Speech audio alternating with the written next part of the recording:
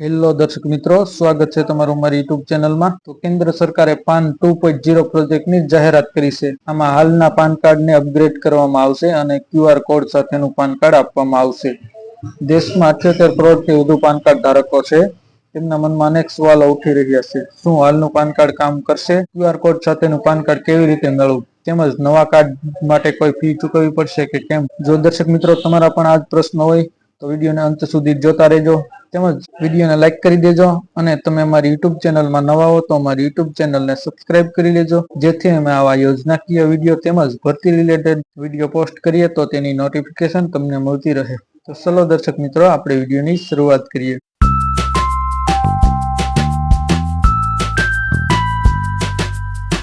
PAN card 2.0 project શું છે?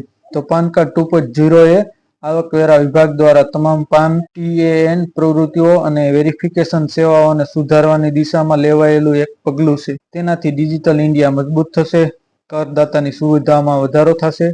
જે લોકો ટેક્સ ભરે છે, બેન્કિંગ સુવિધા માટે જે પાન કાર્ડની જરૂરિયાત છે તેમાં સુવિધાનો વધારો થશે। પાન કાર્ડની સેવાઓ સરળ અને ડિજિટલ હશે। પાન કાર્ડ 2.0 થી શું ફાયદો થશે? તો તેની આપણે દર્શક મિત્રો વાત કરીએ તો સેવાઓની એક્સેસ ઝડપી અને સરળ અને વધુ સારી ડેટા ચોકસાઈ થશે।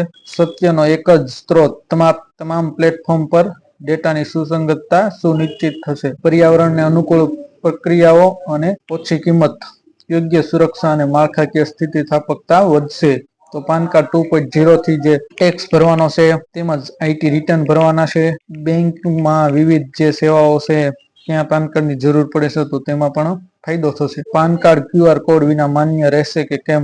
તેની વાત કરીએ તો દર્શક મિત્રો, હાલના પાન કાર્ડ માન્ય રહેશે જ। જો કે કરદાતાઓએ કોઈ પણ વધારાના ખર્ચ વિના તેમના કાર્ડને QR કોડ સાથે નવા સંક્રમણ અપગ્રેડ કરી શકે છે।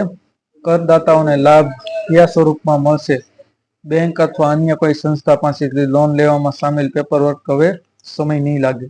બેંક અરજદારની ટેક્સ હિસ્ટ્રી અને ઓળખ ચકાસવા માટે પાન કાર્ડ પરનો QR કોડ સ્કેન કરી ભૌતિક દસ્તાવેજો વિના વેરીફાઈ કરી શકશે। તો દર્શક મિત્રો, પાન કાર્ડ 2.0 તો કેન્દ્ર સરકારે જાહેરાત કરી દીધી છે પ્રોજેક્ટની, પણ તેની સાથે સાથે સાયબર જે ફ્રોડ થાય છે તેની પણ ઘટનાની શરૂઆત થઈ ગઈ છે। તમે સ્ક્રીનમાં જોઈ શકો છો દર્શક મિત્રો। તાજેતરમાં જ તમને વોટ્સઅપ અથવા કોઈ સોશિયલ મીડિયાની એપ અથવા ટેક્સ્ટ મેસેજમાં તમને તમારું પાન કાર્ડ અપગ્રેડ કરવા માટેની એક લિંક સેન્ડ કરવામાં આવશે। જો તમે તે લિંક ઓપન કરશો અને લિંક ઉપર ક્લિક કરશો તો તમારી બધી જ બેંકની ડિટેલ તે સામે સાયબર ફ્રોડ કરતા હોય તેની પાસે જતી રહેતી હોય છે, તેમજ તમારું બેન્કિંગ પણ નુકસાન થઈ છે। તો દર્શક મિત્રો, આવી કોઈ પણ અજાણી લિંક પર ક્લિક ના કરો અને કોઈ લિંક ઓપન ના કરો। તો દર્શક મિત્રો, આ વિડીયો તમને પસંદ આવ્યો હોય તો વિડીયોને લાઈક કરજો અને તમારા મિત્રો સાથે શેર કરજો। અને તમારા કોઈ પ્રશ્ન હોય તો અમને કમેન્ટ કરીને જરૂર જણાવજો અને ચોક્કસ તમારા પ્રશ્નનો રિપ્લાય આપશું। અને ફરી એક નવા ટોપિકમાં નવા વિડીયો સાથે મળશું। ત્યાં સુધી જય હિન્દ, જય ભારત।